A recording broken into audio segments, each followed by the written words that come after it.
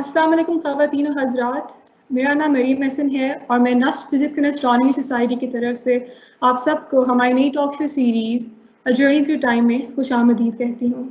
इस सीरीज़ के अंदर हम लोग पाकिस्तान के नाम पर साइंसदानों से मुलाकात करेंगे, उनसे उनकी ज़िंदगी और उनके तजुर्बात के बारे में बातचीत करेंगे और उम्मीद है कि हर सेशन के एंड तक हम लोग कुछ ना कुछ ज़रूर सीख पाएंगे उनसे। आज के हमारे इस सेशन में हमारे मेहमान डॉक्टर अब्दुल्ला सादिक हैं, जिन्हें फिजिक्स में उनकी कारकर्दगी के लिए ICTP अवार्ड और स्टार इम्तियाज से नवाजा जा चुका है। डॉक्टर अब्दुल्ला सादिक की पहचान उनका transition phase theory, theoretical physics और solid state nuclear detector track में काम है। डॉक्टर अब्दुल्ला सादिक ने यूनिवर्सिटी ऑफ पेशावर से अपने मास्टर्स मुकम्मल करने के बाद यूनिवर्सिटी ऑफ इलिनॉय से मटीरियल साइंसेज के अंदर अपनी PhD डिग्री हासिल की। डॉक्टर अब्दुल्ला सादिक PAEC में चीफ साइंटिस्ट रह चुके हैं और उसके अलावा फिनस्टेक, प्यास और GK जैसे इदारों से भी मुंसलिक रह चुके हैं। वैसे तो इनकी फिज़िक्स में कारकर्दगियों और पाकिस्तान के लिए साइंसी खिदमात की फहरिस्त काफ़ी तवील है और घंटे का टाइम यकीनन कम पड़ जाएगा इन सब के बारे में बात करने के लिए, लेकिन हमारी पूरी कोशिश रहेगी कि हमारे पास जो 1 घंटा मौजूद है उसके अंदर हम इनसे ज़्यादा से ज़्यादा इनके बारे में जान सकें और उनके ज़िंदगी के तजुर्बात और अनासर से इस्तिफ़ादा हासिल कर सकें। तो सर अस्सलाम वालेकुम, कैसे हैं आप? वालेकुम सलाम, शुक्रिया, मैं ठीक हूँ, मेहरबानी। Yes sir. तो सर वैसे तो मैं चाहूँगी कि हम लोग पहले थोड़ी सी हल्की बातचीत कर लें, लेकिन बात हुई है कि वक्त की किल्लत की वजह से अगर हम लोग सीधा अपने सवालात पे चलें तो मेरे ख्याल से बेहतर रहेगा। और ये कि मेरे पास वैसे तो एक बहुत लंबी फहरिस्त मौजूद है सवालात की और मुझे यकीन है कि हमारे जो हाज़रीन हैं उनके पास भी काफ़ी सारे सवालात होंगे, तो उनको मैं बताती चलूँ कि अगर आपके को कभी भी कोई सवाल पूछना चाहते हैं तो आप लोग चैट बॉक्स के अंदर वो हमें भेज सकते हैं और हमारी पूरी कोशिश होगी कि जो हमारे आखिरी 15 मिनट है सेशन के उसके अंदर हम डॉक्टर अब्दुल्ला सादिक से आपके सवालात के जवाबात हासिल कर सकें। तो सर मेरे ख्याल से हमारे जो सीरीज़ है जर्नी थ्रू टाइम, इसके नाम की मुनासिबत के लिहाज से अगर हम लोग आपके सफ़र के बिल्कुल शुरू से आगाज़ करें तो बेहतर रहेगा। तो काफ़ी सारे लोग जो हैं उनको लगता है कि फ़िज़िक्स एक बहुत ही ड्राई, बोरिंग और मुश्किल सब्जेक्ट है और फिर ख़ास तौर पे इसको अपने शोबे के तौर पे कंटिन्यू करना वो तो और भी एक मतलब लोग उसे बहुत मुश्किल टास्क समझते हैं। तो ऐसी क्या चीज़ थी, कोई वाक़या या शख्सियत जिसकी वजह से आपने फ़िज़िक्स में दिलचस्पी लेना शुरू की और फिर उसके बाद आपने इसको अपने शोबे के तौर पे चूज़ किया? ये जहाँ तक फिजिक्स का दिलचस्प या खुश सब्जेक्ट का होने का सवाल है, ये तो खैर अपने अपने इंटरेस्ट का वो डिपेंड करता है कि किसी की तवज्जो किस तरफ बचपन में होती है। वैसे बहुत ही बचपन से मुझे खेल कूदने से, सवालों से, ऐसे मशगलों से शौक़ था, जहाँ पे अगरचे उस वक्त मुझे पता नहीं था, लेकिन वो जो मैं खेलता था या जो मेरे मशगले थे वो काफ़ी हद तक फिज़िक्स से ताल्लुक़ रखते थे। तो अब मैं सोचता हूँ तो पता चलता है कि उसमें फ़िज़िक्स का काफ़ी दखल था। तो इनडायरेक्टली मुझे फिज़िक्स से, मैं एक मिसाल देता हूँ कि बहुत छोटा था तो वो हमारी बाहर बचपन में स्कूल के बाद या छुट्टियों के दिन में वालिदैन और भाइयों के साथ ज़मीनों में जाके उनकी हेल्प करता था और वहाँ पे कुछ ठीले होते थे जिस पे काफ़ी पत्थर होते थे। तो एक जो मेरा खेल था उसमें मुख्तलिफ टाइप के पत्थरों को पहाड़ों से नीचे रोल करना होता था और ये देखना था कि कौन सा पत्थर कितना दूर जाता है। तो ये रोलिंग मोशन आप समझ लें, जो बाद में मुझे पता चला मोमेंट ऑफ इनर्शिया और इस किस्म की कॉन्सेप्ट उसमें आ जाती है। तो इस किस्म के खेल में खेलता था बचपन से। एक तो ये एक है जो मेरी याद है बहुत। दूसरी है कि मुझे एक ऐसे असातिज़ा मिले बचपन में स्कूल में جن کا میتھمیٹکس سے مجھے کافی انہوں نے میری دلچسپی پیدا کی مختلف قسم کے، تو اس سے بھی مجھے کچھ فزکس اور میتھمیٹکس میں شوق بڑھتا گیا ان کی وجہ سے. سر بالکل بجا فرمایا. میرے بھی خیال سے فزکس جو ہے وہ یا کوئی بھی چیز ہو وہ ایک انسان کے اندر پہلے سے دلچسپی ہوتی ہے، پھر وہ اس کو ابھارتا ہے، اور اساتذہ تو واقعی میرے خیال سے ایک بہت اہم کردار ادا کرتے ہیں ہماری لائف چوائسیز کے اندر. تو سر اب آپ کا اس میں دلچسپی پیدا ہو گیا اور آپ کو اندازہ بھی ہو گیا کہ this is what I mean to do, تو اس کے بعد جب آپ نے اس میں اپنی آگے اس کو اپنے شعبے کے طور پہ اپنایا، تو آج کل بھی جو والدین ہوتے ہیں ان کی یہی خواہش ہوتی ہے کہ ان کا مشورہ ہوتا ہے کہ جو ان کے بچے میں کسی فائنینشلی اسٹیبل شعبے کا انتخاب کریں، اور وہ زیادہ تر جو ہے وہ میڈیسن ہوتا ہے، انجینئرنگ ہوتی ہے، یا تو پھر لا ہوتا ہے. تو آپ کے اس فیصلے کے بعد آپ کو بھی کوئی اس طرح کا مشورہ دیا گیا تھا آپ کے گھر والوں کی طرف سے، یا تو پھر آپ کے ساتھ تھے؟ اصل میں میرا جو فیملی بیک گراؤنڈ ہے اس میں سب سے پہلے ایک بندہ تھا جو فیملی میں سو کر مغربی تعلیم حاصل کی. میرے رشتہ داروں میں یا فیملی میں یا میرے جو آس پاس کے رہنے والے تھے وہاں پہ کوئی لکھنے پڑھنے کا کوئی بندہ نہیں تھا جو مجھے گائیڈ کر سکے. تو یہ تو جو ہی میں آگے چلتا گیا، مجھے پتہ بھی نہیں تھا کہ آگے میں نے کتنا پڑھنا ہے یا نہیں پڑھنا ہے، اس کا کچھ مجھے اندازہ نہیں تھا.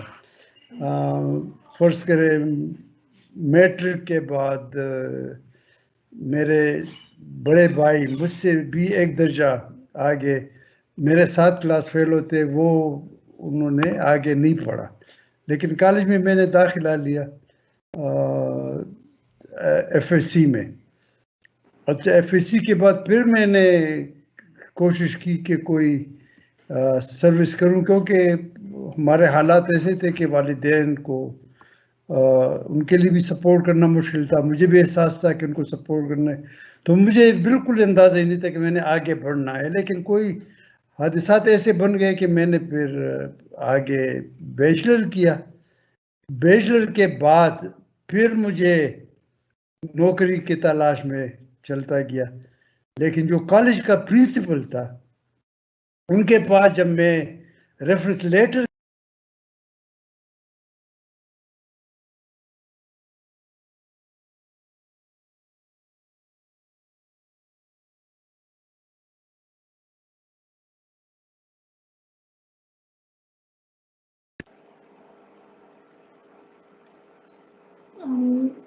آئی تھنک کسی نے سر کو میوٹ کر دیا، میرے سر کی آواز نہیں آ رہی ہے.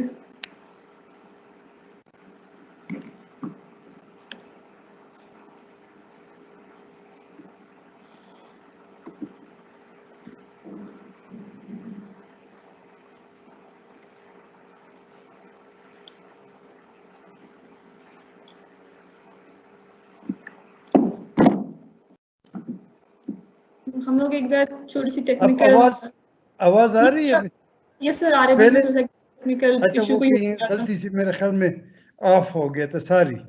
اچھا، نو تو پرابلم یہ سر. مجھے اندازہ نہیں تھا کہ میں نے کیا کرنا ہے اور کتنا آگے جاؤں گا. تو بی ایس سی کے بعد میں نے جیسے کہا کہ جو میرے کالج کے پرنسپل تھے، یہ اسلامیہ کالج پشاور 1000 روپے کے نوٹ کے پیچھے جو پکچر ہے یہ میرا الما ماٹر ہے.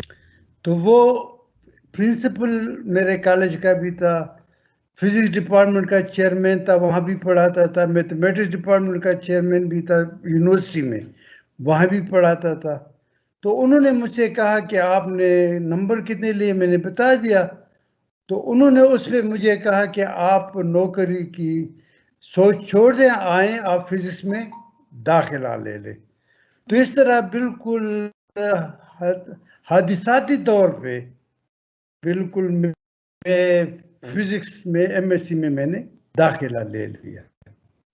لیکن ظاہر ہے کہ وہاں داخلے سے پہلے ایف ایس سی اور بی ایس سی میں مجھے چونکہ ایکسپیریمنٹیشن سے شوق تھا، تو وہ ڈپارٹمنٹ میں جو ریکوائرڈ ایکسپیریمنٹ تھے وہ بھی کرتا تھا اور باقی ایکسپیریمنٹ بھی کرتا رہتا تھا. تو اس طرح میں شغل کی طور پہ ایکسپیریمنٹ بھی کرتا تھا. میتھمیٹکس سے بھی کھیلتا تھا, خاص کر ٹریگنومیٹری سے میرا کافی شوق تھا. تو اس طرح مجھے مواقع ملتے رہے. سر آپ نے اپنی P H D university of Illinois سے کی ہے, تو وہ تجربہ کیسا رہا؟ جیسی بات ہے پاکستان سے باہر جا کے پڑھنا, تو وہاں پہ آپ کے اساتذہ کیسے تھے, اور آپ پاکستان سے آئے تھے تو لوگوں کا کیا ریاکشن تھا اس چیز میں؟ آپ نے کیسا باہر کے ماحول کو پایا؟ وہاں بھی جانے سے پہلے مجھے اتفاقاً پشاور میں ایم ایس سی میں بھی ایک امریکن ٹیچر ملا تھا جس نے ایک کورس الیکٹرو میگنیٹزم مجھے پڑھایا تھا.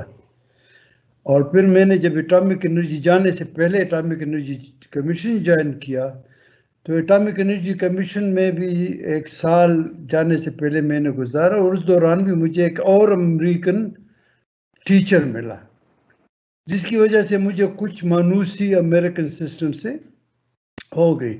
لیکن پھر بھی میں وہاں پہ گیا تو کافی مشکل مجھے پڑی کہ کورسز بھی کافی مشکل تھے وہاں پہ. سب سے پہلے تو جب میں گیا تو مجھے کوئی احساس تھا کہ مجھے کچھ آ نہیں رہا, تو میں نے کوشش کی کہ کورسز کافی لے لوں. میتھمیٹکس کے بھی کافی کورسز لیے, فزکس کے بھی کورسز لیے, اور وہ کورسز مجھے کافی مشکل لگے.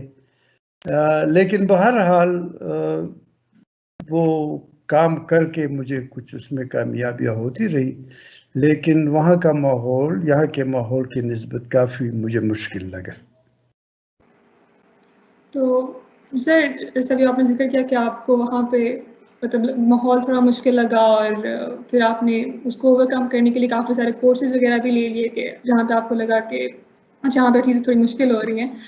تو ہوتا ہے کہ اسٹوڈنٹس وغیرہ جو ہیں وہ کبھی مطلب اپنے ڈیسیژن سے تھوڑا سا ڈاؤٹ کر رہے ہوتے ہیں, ان کو تھوڑا شک ہوتا ہے کہ اچھا ہم لوگوں نے کہیں کسی غلط شعبے کا انتخاب تو نہیں کر لیا.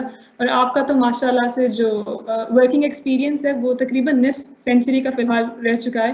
تو کبھی کوئی ایسا موقع آیا آپ کو لگا کہ میں نے شاید غلط شعبے کا انتخاب کر لیا؟ اگر ایسا لگا ہو تو پھر آپ نے اس کو اوور کم کیسے کیا؟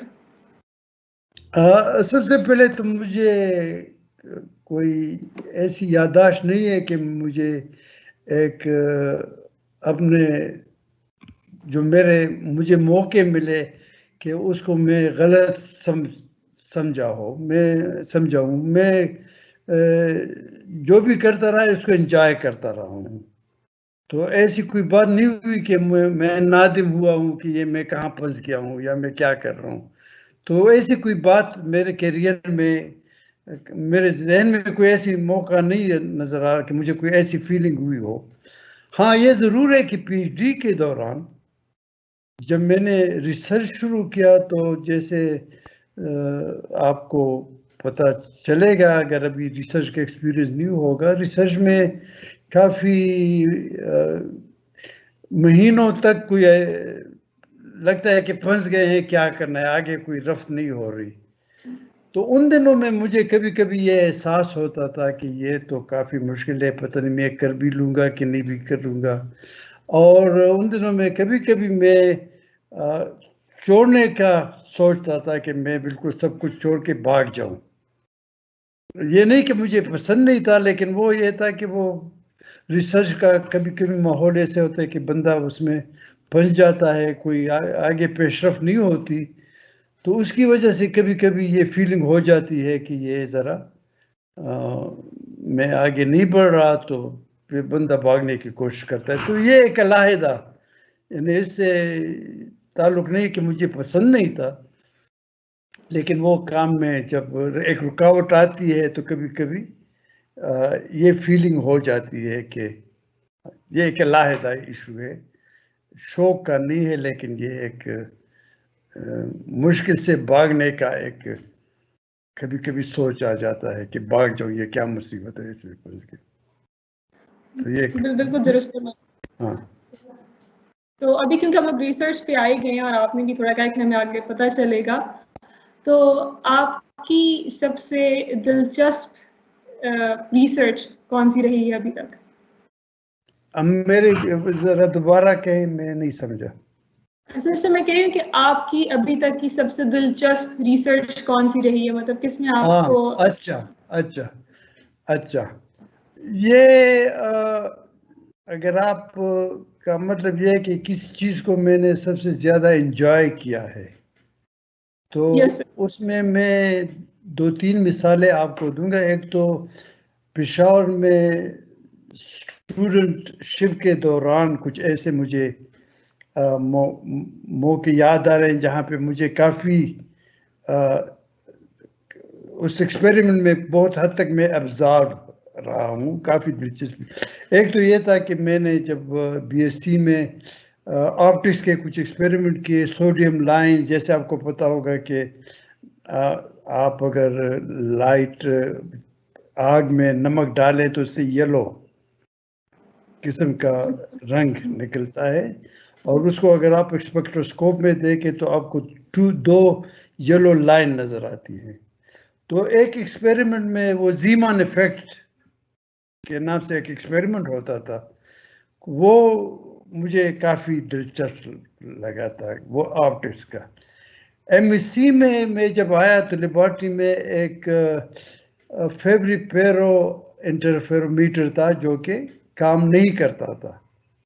لیبارٹری میں پڑھا تھا لیکن پہلے کسی نے استعمال نہیں کیا تھا. تو وہ بھی مجھے یاد ہے کہ اس کو میں نے سیٹ اپ کر کے اس پہ انٹرفیرنس فرنج اسٹڈی کی ہے. تو یہ بھی مجھے ایک واقعہ یاد ہے کہ اس سے میں کافی دلچسپی سے وہ میں کرتا رہا. ریسرچ میں جو مجھے کافی ہوں گے، لیکن سب سے زیادہ جو مجھے دلچسپ چیز یاد ہے، جو میں سمجھتا ہوں کہ اگرچہ وہ کوئی ایسی گراؤنڈ بریکنگ چیز نہیں ہے، لیکن ایک چیز ایسی ہے جو میں سمجھتا ہوں کہ میں نے بغیر کسی کے ہیلپ کے اپنی طرف سے وہ اس کی طرف توجہ دی تھی. وہ ایک پرابلم پہ میں نے کام کیا تھا جو اسپن گلاس سے ریلیٹڈ تھا. اب آپ کو شاید اندازہ ہوگا، فزکس کے اسٹوڈنٹ ہیں آپ لوگ، کہ گلاس جو ہے یہ لکوڈ اور سالڈ کے درمیان ایک فیز ہے. یہ لکوڈ کی طرح ان کی جو ایٹمز یا مالیکیولز ہیں وہ رینڈملی ڈسٹریبیوٹڈ ہوتے ہیں، لیکن سالڈ کی طرح وہ فروزن ہوتے ہیں اپنے پوزیشن میں. تو یہ گلاس کی ایک خاصیت ہے. اس طرح اسپن گلاس ایک میگنیٹ کی ایک فیز ہے، میگنیٹزم کی. جیسے آپ کو یاد ہوگا کہ میگنیٹ، اگر آپ ایک میگنیٹ لے لیں، عام طور پہ جو میگنیٹ ہم کھیلتے ہیں وہ اس کو ہم فیرو میگنیٹ کہتے ہیں، جس میں سارے اسپن جو ہوتے ہیں وہ سارے اسپن ایک ہی ڈائریکشن میں پوائنٹ کرتے ہیں. تو اسپن گلاس ہے، اس میں جو اسپنز ہوتے ہیں وہ رینڈملی ڈائریکشن میں وہ ہوتے ہیں. تو ایک اسپن گلاس کا کانسیپٹ ہے.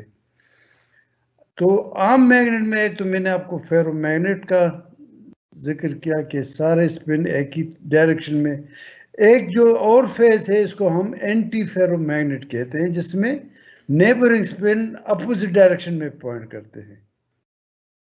تو اسپن گلاس کا ایک جو کانسیپٹ ہے جو کسی اور نے کیا تھا، میرا کام نہیں ہے اس میں یہ ہے کہ اس میں ماڈل یہ ہے کہ اینٹی فیرو میگنیٹ میں نیبرنگ اسپن اپوزٹ ڈائریکشن میں ایک اگر اس طرح پوائنٹ کر رہے تو دوسرے نیکسٹ نیبر اس کے اپوزٹ ہوتے. لیکن اگر آپ اس قسم کا ایک ماڈل ٹرائنگل پہ ایک پلین ٹرائنگل پہ سوچ لیں کہ ورٹیسز پہ اسپن رکھ لیں، تو اس قسم کا فیرو میگنیٹ نہیں ہو سکتا. وہ نیئرسٹ نیبر پھر اپوزٹ نہیں ہو سکتی. تو اس کو ایک اسپن گلاس کہتے ہیں کہ وہ اسپنز ارینج آرڈر اس میں نہیں ہوتا. تو اس پہ میں نے کچھ کام کیا تھا کہ اس کا ایک کانسیپٹ میرے ذہن میں آیا تھا کہ بجائے اس کے کہ میں اسپن آرڈرنگ کی سوچ لوں، اس میں جو بیسک جو لیٹس ہوتا ہے ایک ٹرائنگل کا، کہ جس میں 2 اسپن ایک طرف پوائنٹ کریں گے، تیسرا اپوزٹ کریں گے، جو ظاہر ہے کہ وہ نیئرسٹ نیبر کا سیٹسفائی نہیں کرتا اپوزٹ ڈائریکشن میں. تو اس میں ایک ڈس آرڈر آ جاتی ہے. لیکن اگر ہم اس کو اس بیسک لیٹس کو اگر ہم ایک یونٹ کہہ دیں تو یہ اس کو ایک فرسٹریٹڈ یونٹ کہیں گے کہ وہ سیٹسفائی نہیں کر رہا اینٹی فیرو میگنیٹ کا کنڈیشن. تو اس میں میں نے ریلیٹ کیا تھا. یہ کام کسی اور نے کیا تھا لیکن اس کانسیپٹ کو میں نے ریلیٹ کیا تھا فزکس کے ایک اور کانسیپٹ سے جس کو پرکولیشن کہتے ہیں. کہ یہ جو فرسٹریٹڈ جو ٹرائنگل ہوتے ہیں کہ وہ آیا وہ بڑے کلسٹر بنیں گے کہ نہیں. اس میں نے ایک کام کیا تھا جو مجھے اس پہ کافی دلچسپی رہی تھی. خاص دلچسپ تو سارے ہوتے ہیں لیکن اس میں جو اسپن گلاس میں جو پرکولیشن میں نے اسٹڈی کیا تھا آف دیز فرسٹریٹڈ ٹرائنگلس تو وہ مجھے بہت ہی ایک دلچسپ اسٹڈی لگی تھی. جی سننے میں کافی دلچسپ لگی اور انشاءاللہ میں اور میرے خیال سے ہماری آڈینس میں بھی کافی سارے لوگ جو ہیں وہ اس کے بعد ضرور اس پہ ریسرچ کریں گے اور اس کو پڑھنا چاہیں گے.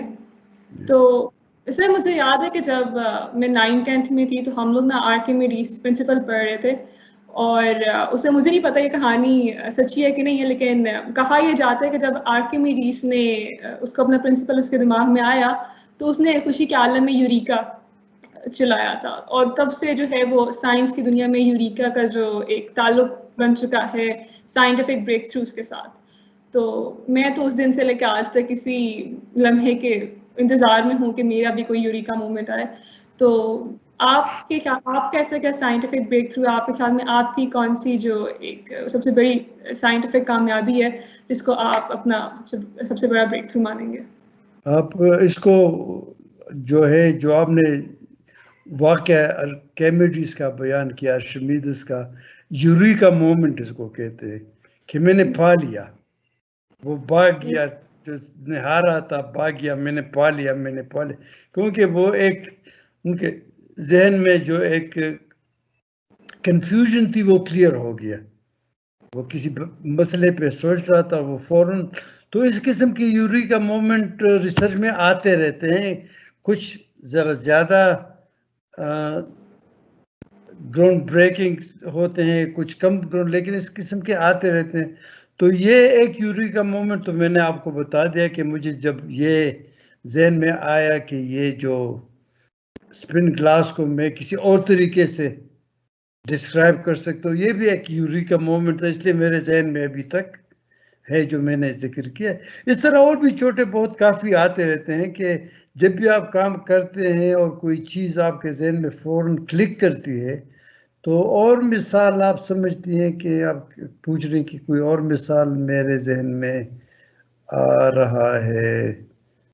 تو یوریکا میں نے جیسے ذکر کیا فیبریپیرو انٹرفیرومیٹر کو میں نے جب سیٹ کر کے اس میں مجھے فرنجز نظر آنے لگی لائٹ کی. آپ نے کبھی ڈیفریکشن وغیرہ اور یہ ابھی تک اسٹڈی کیا ہے کہ نہیں یہ انٹرفیرنس ڈیفریکشن ایکسپیریمنٹ کچھ کیا کہ نہیں جو فرنجز نظر آتی ہیں جیسے آپ اگر بارش میں سڑک پہ تیل کا دھبا پڑا ہو جس میں رنگ آتے ہیں وہ انٹرفیرنس کی وجہ سے.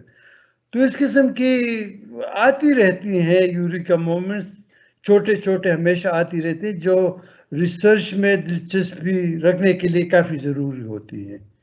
تو آپ اگر کسی پرابلم پہ سوچ رہے ہوں اور کافی دنوں تک وہ آپ کو کنفیوژن میں ڈال رکھے اور فوراً آپ کو سمجھ آ جائے تو یہ ایک کافی.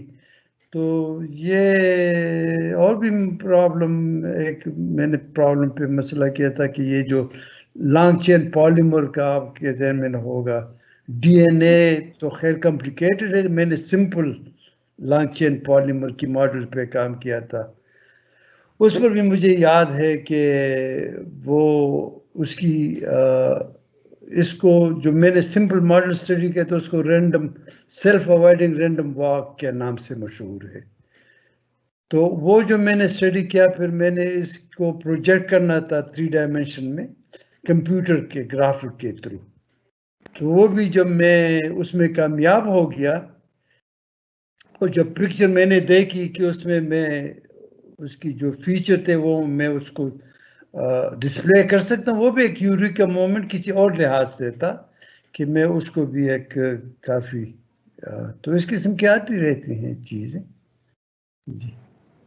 یہ میرے خیال سے کافی نیا اور اپلفٹنگ نظریہ ہے، اور امید ہے کہ آئندہ ہم بھی جو کسی مشکل پہ سوچ رہے ہوں گے پھر وہ حل ہو جائے گی تو ہم بھی یوریکا بولیں گے۔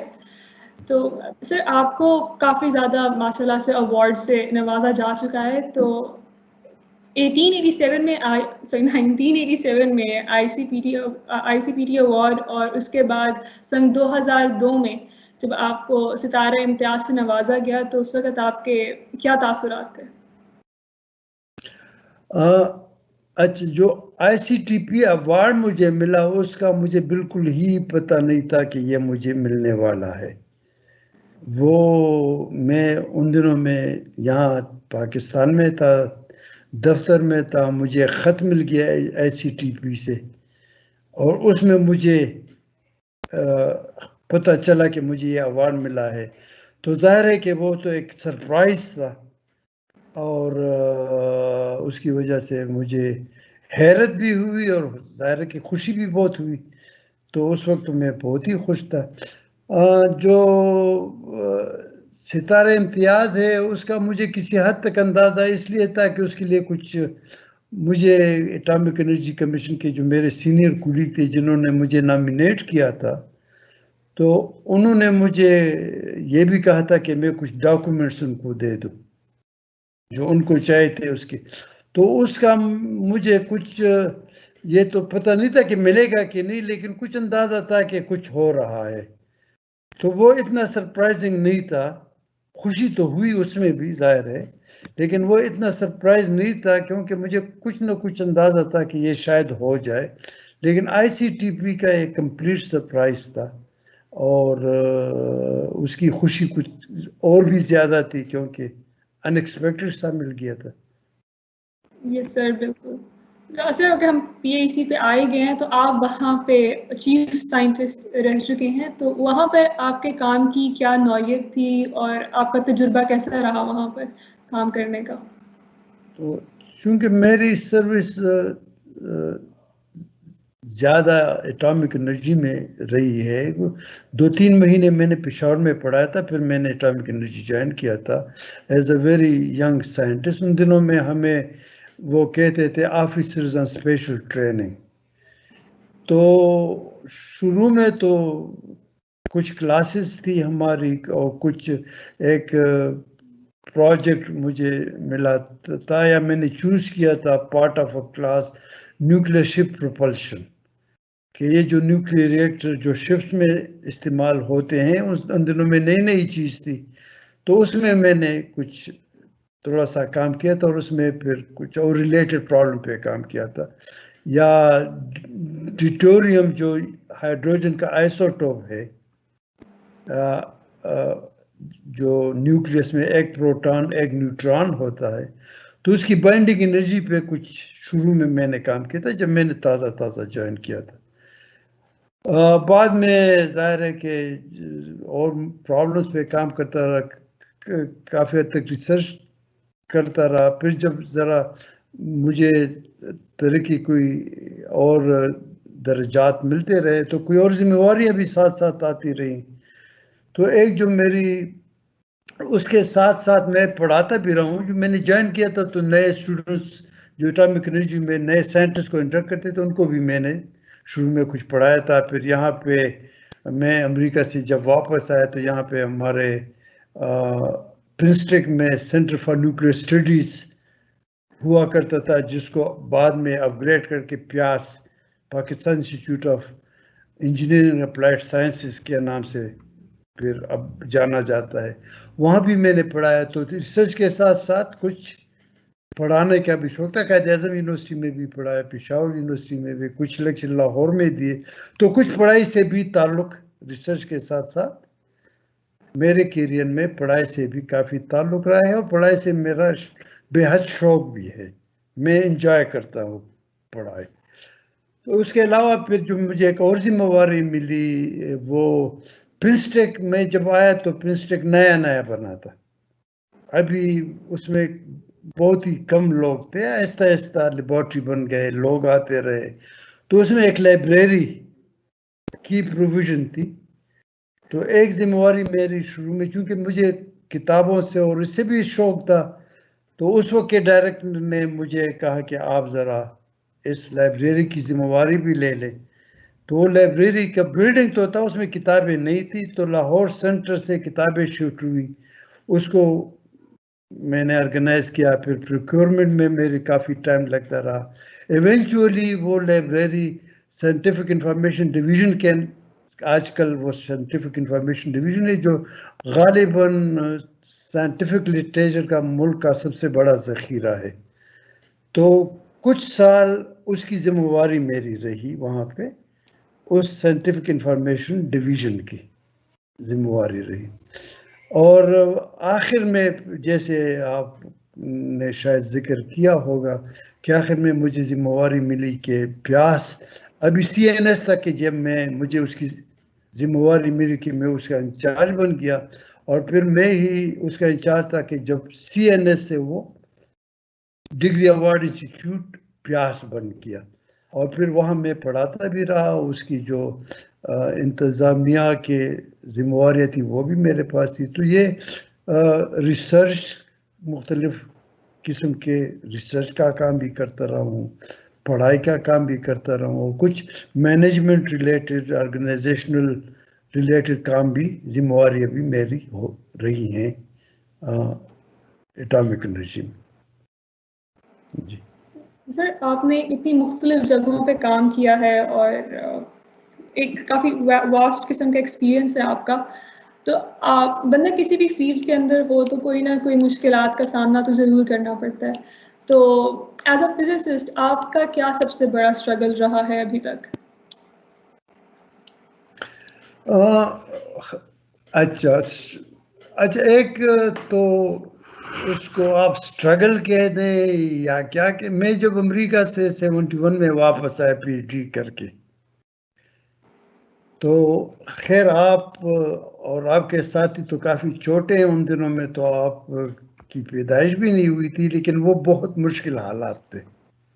ایک میں امریکہ ہی میں تھا کہ جب ایک بہت بڑے سائیکلون نے اس وقت کے ایسٹ پاکستان میں بہت تباہی مچائی تھی۔ یہ آپ کے والدین کو، آپ کے بزرگوں کو پتہ ہوگا کہ وہ بہت بڑا طوفان تھا۔ میں وہاں امریکہ میں تھا، اور میں وہاں پہ میں نے کوشش کی تھی کہ اس کے لیے کوئی فنڈ جمع کر کے پھر اس پاکستان کے گورنر کو میں نے بھجوائی تھی۔ جب میں واپس آیا تو پھر ظاہر ہے کہ وہ ایسٹ پاکستان کا مسئلہ، الیکشن ہوئے، الیکشن میں پھر اس کے جو تھے حالات بن گئے، وہاں پہ مجیب الرحمان کو کافی پاپولر تھا، یہاں پہ بھٹو کافی پاپولر تھا، اور اس کی وجہ سے جو پھر حالات بن گئے، تو حالات کافی مشکل تھے۔ ویسے بھی ظاہر ہے کہ باہر میں کوئی 6 سال رہا تھا، آ کے یہاں کے حالات اور بھی مشکل ہوتے ہیں، عام حالات۔ تو میں جب واپس آیا تو مجھے یہ احساس ہوا کہ یار فزکس تو میں نے کر لی ہے، لیکن اس کا تو یہاں کوئی فائدہ نہیں ہے۔ تو 3-4 سال میں نے فزکس میں کچھ کام، بجائے صرف اس کے کہ وہ میں نے جو ریسرچ کیا تھا اس کو لکھ کے پبلش کیا، اس کے علاوہ کچھ فزکس کی ریسرچ میں نے 3-4 سال آنے کے بعد نہیں کی۔ سوشل کاموں میں اور اس قسم کے کاموں میں، اور لائبریری کا جو میں نے ذکر کیا اس کے آرگنائزیشن میں دفتر میں زیادہ کام وہ آرگنائزیشن کا کرتا تھا، اور باقی جب مجھے فرصت ملتی تھی چھٹی کے بعد یا چھٹیوں میں، وہ میں سوشل ورک اور اس قسم کے کام کرتا رہا۔ تو پھر بعد میں جو 3-4 سال بعد پھر میں کوئی پیش رفت اس میں بھی نہیں ہو رہی تھی، پھر میں نے سوچا کہ میں نے جو زیادہ ٹائم لگایا ہے وہاں، تو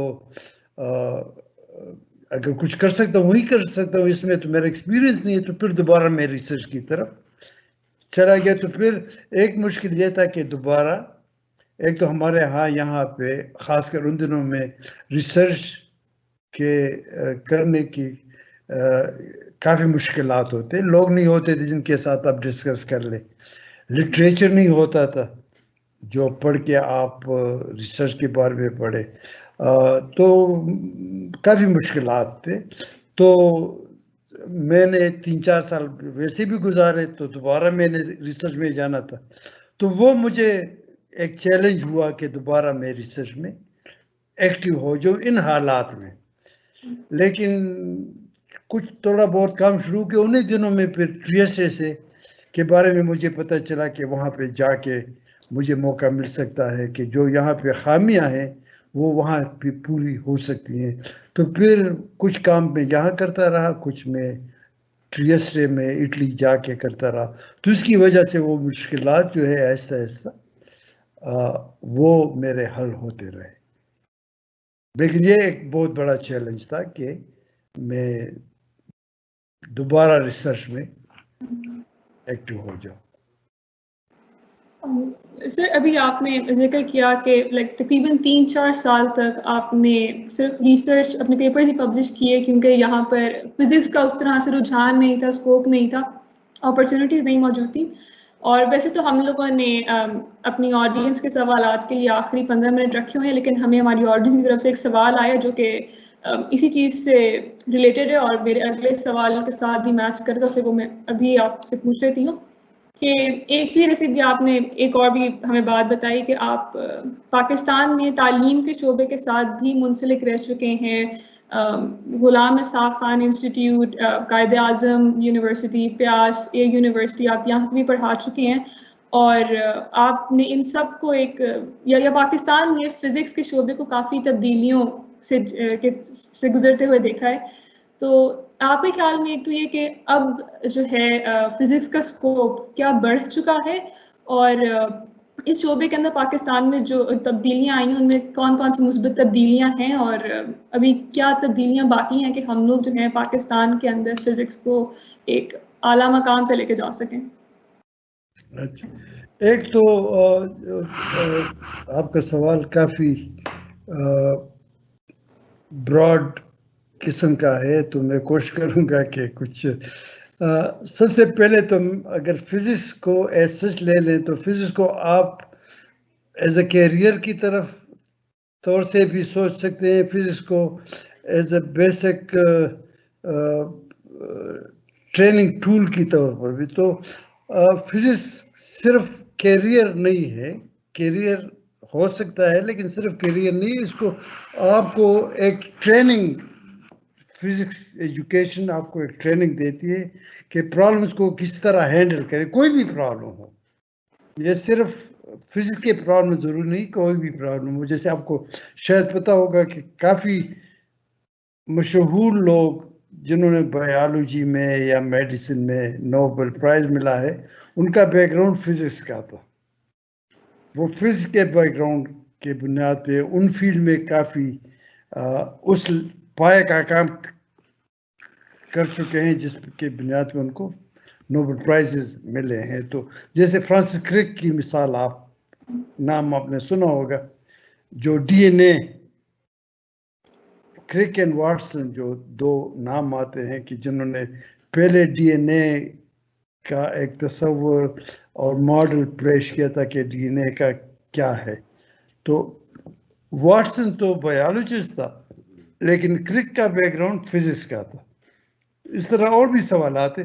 تو کہنے کا مطلب یہ کہ فزکس کی جو میں پڑھنا یا ریسرچ کرنا صرف یہ نہیں کہ ایز اے فزسسٹ کیریئر کے طور پہ آپ کر لیں. فزکس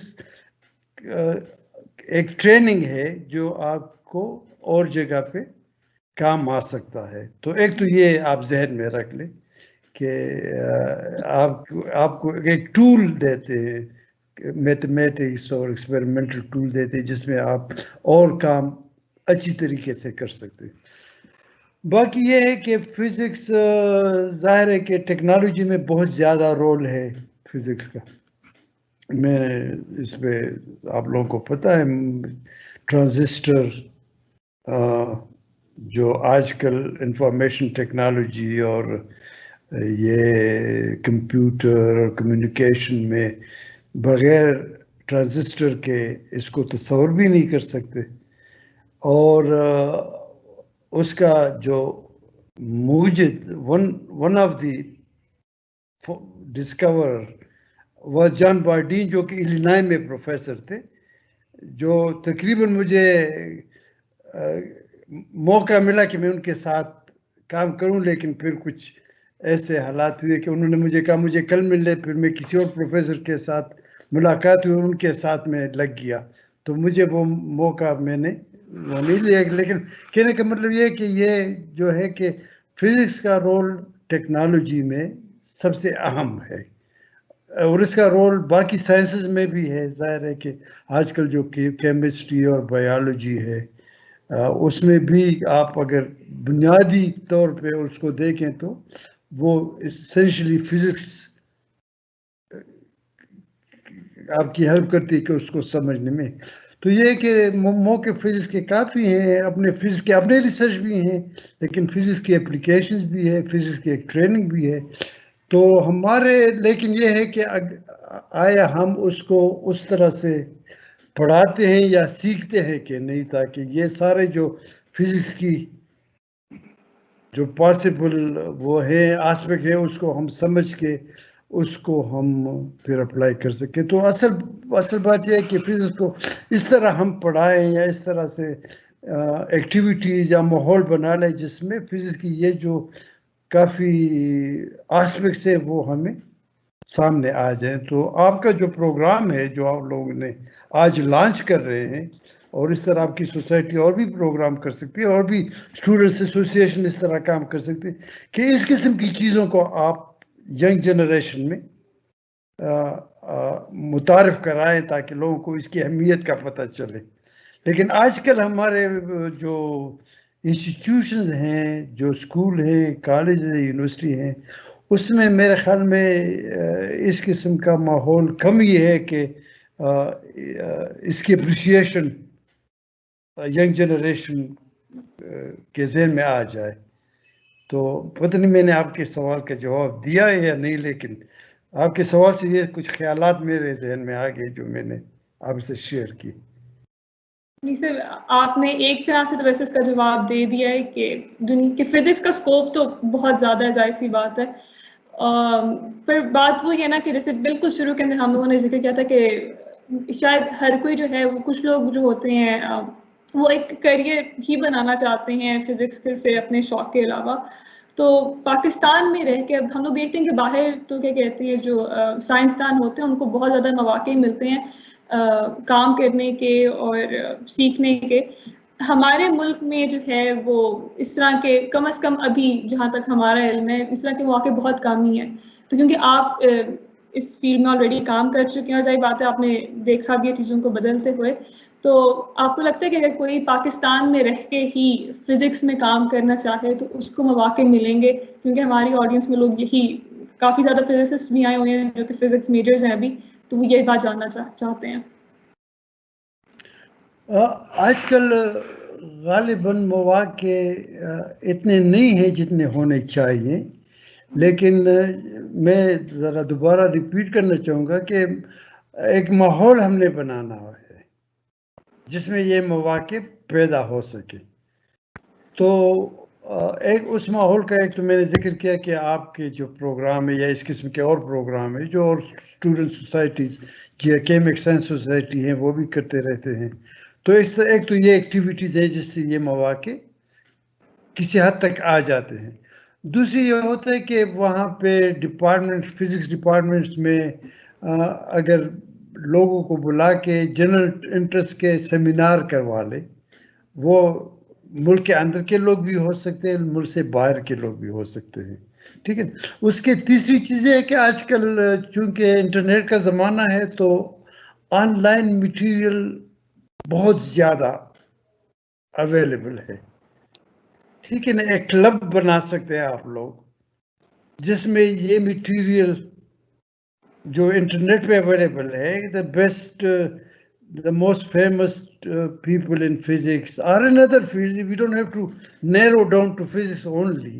ایک تو یہ کہ فزکس کا جو پرسیپشن ہے وہ بھی ہم نے براڈ رکھنا ہے کہ فزکس کوئی نیرو چیز نہیں، یہ کافی براڈ ڈسپلن ہے، لیکن ایک اور بھی اس کو سائنس کو براڈلی تو اس قسم کے کلب بنانے چاہیے جس میں یہ جو انٹرنیٹ پہ اویلیبل ہے اس پہ شیئر کر لیں، ڈسکس کر لیں. آج میں انٹرنیٹ پہ بیٹھا تھا، کوئی چیز دیکھ رہا تھا تو مجھے ایک پوڈ کاسٹ مجھے 3-4 دن سے پہلے اس سے واقفیت ہوئی. ایک مشہور ایسٹرو فزسسٹ ہیں ایریزونا یونیورسٹی میں، ایک آرجن پروجیکٹ ہے، اس کے انچارج ہیں، اور انہوں نے ایک پوڈ کاسٹ آرجن کے حوالے سے ایک منتھلی پوڈ کاسٹ شروع کیا، منتھلی یا بائی منتھلی. اس میں مجھے اتفاقاً اس کا ایک انٹرویو ملا گلیشوف کے ساتھ. آپ کو ذہن میں ہے گلیشوف کون ہے؟ یس کہ نہیں کون ہے؟ تھوڑا بہت آئیڈیا فی الحال. سلام وائنبرگ اینڈ گلیشوف جو اسٹینڈرڈ ماڈل ہے فزکس کا. او یس یس سر. ٹھیک ہے نا، اسٹینڈرڈ ماڈل ہے فزکس کا، اس کی جو بنیاد ہے ان 3 بندوں نے رکھی ہے. ایک ہمارے وطن پروفیسر سلام جن کی کل برسی ہے، ایک اسٹیو وائنبرگ، اور تیسرا شیلڈن گلیشوف. تو وائنبرگ اور سلام کے بارے میں تو میں کافی چیزیں پڑھتا رہتا بھی ہوں، ان کی ویڈیوز بھی دیکھے. گلیشوف کی کوئی خاص چیز ابھی تک میں نے نہیں دیکھی. تو ابھی کچھ 2-3 گھنٹے پہلے اس کا ایک آرجن پوڈ کاسٹ جو ہے اس پہ اس کی انٹرویو مجھے ملی، جو آدھی میں نے دیکھی ہے، آدھی ابھی میں نے دیکھنی ہے. کہنے کا مطلب یہ ہے کہ انٹرنیٹ پہ دیکھیں نا، ہمارا جو زمانہ تھا، ہم جو آپ کے ایج کے تھے، ہمیں تو کتابیں بھی نہیں ملتی تھی، کورس کی کتابیں نہیں ملتی، باقی کتابیں تو چھوڑے. آپ تو بہت لکی ہیں کہ آپ کے فنگر ٹپس پہ دنیا کا نالج فنگر ٹپ پہ آپ کے سامنے ہے. ٹھیک، اس سے فائدہ لے لیں، ٹھیک ہے نا، اور اس کو بنیاد بنا کے ایک ماحول اپنے انسٹیٹیوشن میں کریٹ کر لیں جس میں اس قسم کی چیزیں آپس میں شیئر کر لیں، آپس میں دیکھ لیں، اس پہ ڈسکشن کر لیں، اور پھر کوشش کریں کہ اس قسم کا کام بھی کرنے کی کوشش کریں. تو یہ ماحول جو ہے وہ کوئی آسمان سے نہیں آئے گا، آپ لوگوں نے کریٹ کرنا ہے، ٹھیک ہے نا. یس سر. تو یہ میرا اس میں آپ کا جو سوال تھا میرے ذہن میں، یہ اس کا ایک جواب ہے کہ بجائے کہ ہم مایوسیوں کی بات کریں کہ یہ کیا ہے، کچھ نہیں ہے، یہ ہے، وہ ہے، اس کی لے کے آپ وہ جو خلا ہے وہ آپ کو ایک موقع دیتا ہے کہ اس خلا کو آپ فل کر لیں، اور اس کے ٹولز آپ کے ہاتھ میں ہیں انٹرنیٹ کے ذریعے. ٹھیک ہے سر، آپ نے انٹرنیٹ کی بات ہی کی ہے تو، اور آخری 10 منٹ رہ گئے ہمارے، تو اب ہم لوگ آڈینس کے سوالات کی طرف آتے ہیں. تو اسی پہ جو ہمارے ایک آڈینس ممبر ہیں، انہوں نے پوچھا کہ آپ نے کبھی سوچا کہ آپ آن لائن ویڈیوز بنا لیں یا آپ آن لائن پڑھا لیں، گیون کہ آپ کا ماشاء اللہ اتنا تجربہ اور اتنا علم ہے فزکس کا، تو اس سے ہم لوگ کافی استفادہ حاصل کر سکتے ہیں.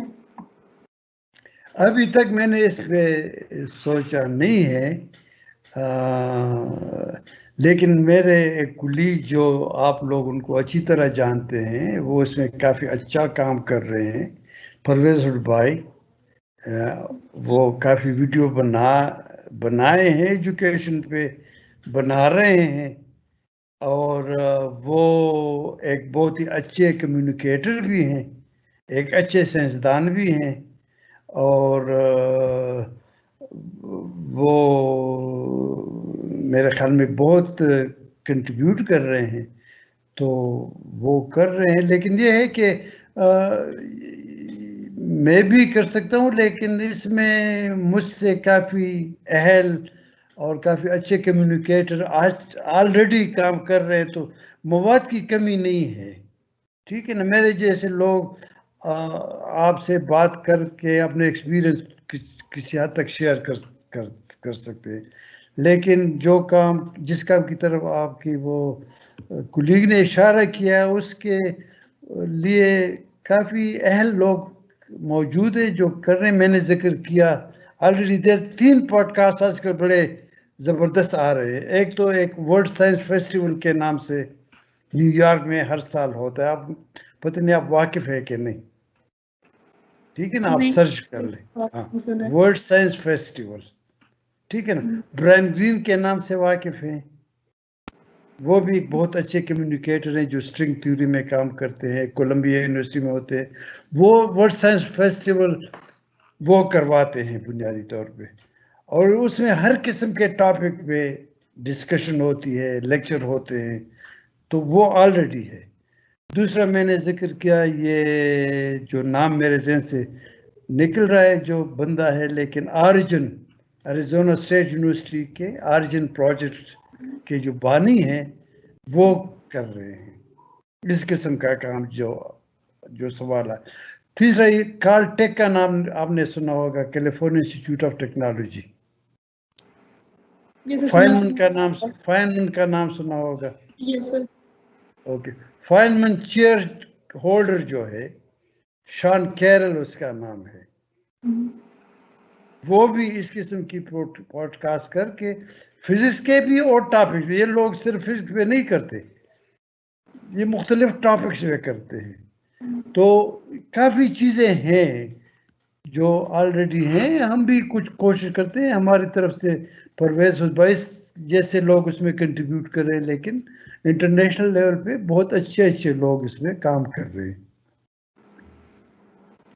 سر، یہ سورسز شیئر کرنے کے لیے بہت شکریہ. انشاءاللہ وی ول آل لک انٹو اٹ. تو اب آخری بس کچھ منٹ رہ گئے، 7 منٹ. تو اور یہاں پہ جیسے آپ کو اندازہ ہو ہی رہا ہوگا کہ ہماری آڈینس میں کافی زیادہ اسپائرنگ فزسسٹ ہیں، اور تو آپ کے خیال میں ایک کامیاب یا ایک اچھا فزسسٹ بننے کے لیے کیا خصوصیات ہونا لازمی ہے، اور آپ ان سب کو کیا پیغام دینا چاہیں گے؟ بیسیکلی تو خیر، ایک تو جن کو آلریڈی انٹرسٹ ہے فزکس میں، ایک تو یہ نا کہ اور کوئی چیز نہیں ملی تو فزکس میں آ گئے، تو ان کے لیے تو ذرا خود کو موٹیویٹ کرنا کر سکتے ہیں، لیکن مشکل ہوگا. لیکن وہ جو آلریڈی موٹیویٹڈ ہیں، فزکس میں دلچسپی لیتے ہیں، فزکس کو دلچسپ سمجھتے ہیں، تو ان کے لیے تو یہ ہے کہ ہارڈ ورک از دی وے. ٹھیک ہے نا، کہ nothing comes without hard work. تو میرے خیال میں تو یہ ہے کہ جو موٹیویٹڈ نہیں ہے، اس میں جو میں نے جن چیزوں کی طرف اشارہ کیا ہے، ان چیزوں کو اگر دیکھ کے موٹیویٹ ہو جائیں گے. جو آلریڈی موٹیویٹڈ ہیں، وہ جو ان کے اپنے خیالات ہیں، آئیڈیاز ہیں، وہ اپنے دوستوں کے ساتھ، اپنے ٹیچرز کے ساتھ ڈسکس کر کے اور انٹرنیٹ پہ اس کی بارے میں اور سیکھ لیں، اور کوشش کریں کہ اپنی طرف سے اس پہ کنٹریبیوٹ کر لیں. لیکن ان سب چیزوں کے لیے جو بنیاد ہے وہ کہ ہارڈ ورک ہے. ہارڈ ورک کی بغیر کوئی چیز نہیں آ سکتی. جی ڈیفینیٹلی سر. اچھا سر، یہاں پہ ایک اور سوال آیا ہے. وہ پوچھ رہے ہیں کہ آپ کے ریسرچ آف فزکس کے علاوہ اور کیا مشاغل ہیں؟ کوئی فزکس کے علاوہ آپ اور کوئی لٹریچر پڑھتے ہیں کہ نہیں؟ میں نے ابھی جو ذکر کیا انٹرنیٹ کا، تو ایک تو انٹرنیٹ پہ میں فزکس کے علاوہ اور بھی کافی چیزیں پڑھتا ہوں یا ویڈیوز دیکھتا ہوں. ایک تو یہ ہے کتابیں پڑھتا ہوں، کوشش کرتا ہوں. مجھے بچپن سے کتابیں پڑھنے کا بھی کافی حد تک شوق رہا ہے، تو پڑھائی کا شوق ہے.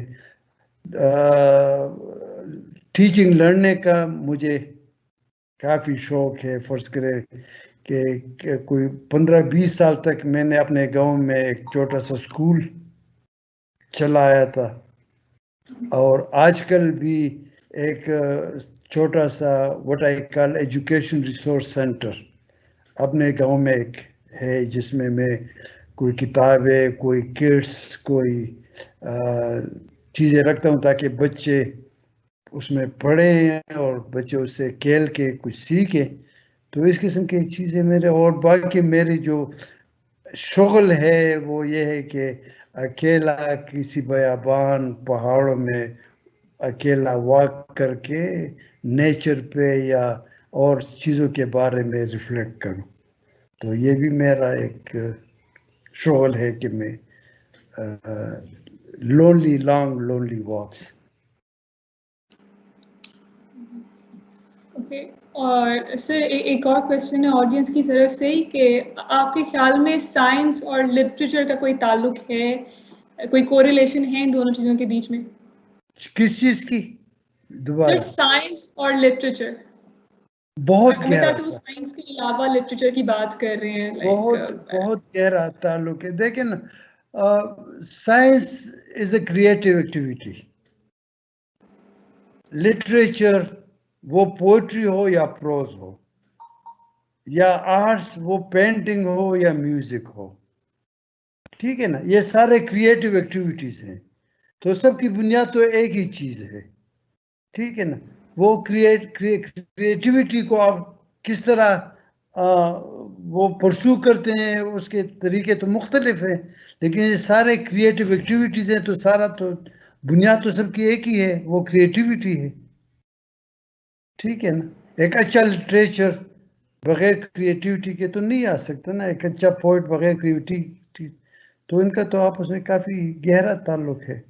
اور اچھے سائنسدان کو اس میں انٹرسٹ لینا چاہیے، اور اچھے سائنسدان لیتے رہے ہیں. اس کی مثالیں آپ ظاہر ہے، آپ کو شاید پتہ ہوگا کہ Einstein was also very good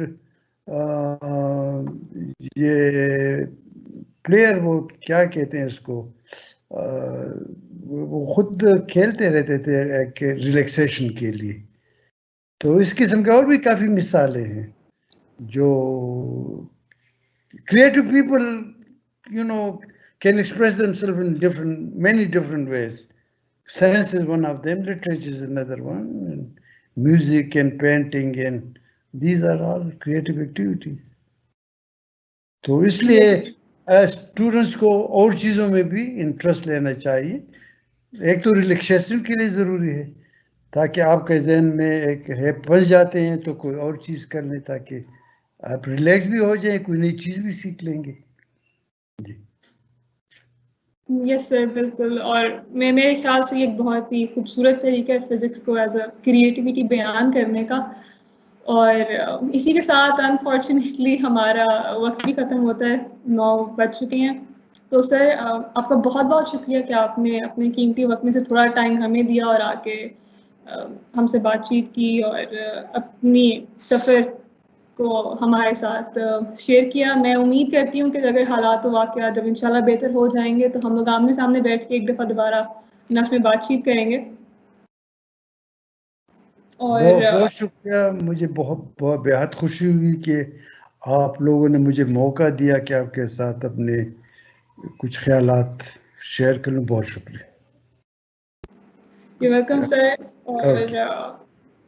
اور میں اپنی آڈینس کا بھی شکریہ ادا کرنا چاہتی ہوں کہ آپ لوگ آئے یہاں پہ. اور میں امید کرتی ہوں کہ آپ لوگوں نے بھی اس سیشن کو اتنا انجوائے کیا ہوگا جتنا میں نے انجوائے کیا اور ہماری ٹیم نے.